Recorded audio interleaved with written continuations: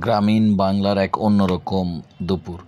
জল, কচুরিপানা, চারপাশে সবুজ ঘেরা জলাশয়, ঐতিহ্যবাহী কাদায় মাছ ধরার এই নিখাত আনন্দ যান্ত্রিক শহরের ব্যস্ত জীবনে বসে কোনোভাবেই পাওয়া যায় না। এক বালতি ভরা তাজা মাছ, দেশীয় পানির ছলছলাচল শব্দ আর প্রকৃতির নির্মল সৌন্দর্য সব মিলিয়ে যেন হারিয়ে যাওয়া এক টুকরো বাংলার ছবি।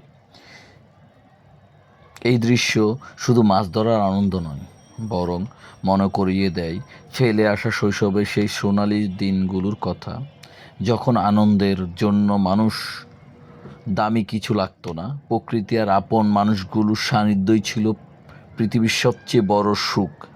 কাদামাটির গন্ধ, গ্রামের সহজ সরল জীবন আর নিজেদের হাতে মাছ ধরার সেই সৌন্দর্য, এইসব স্মৃতি আজও হৃদয়ের গভীরে বেঁচে আছে, বেঁচে থাকবে।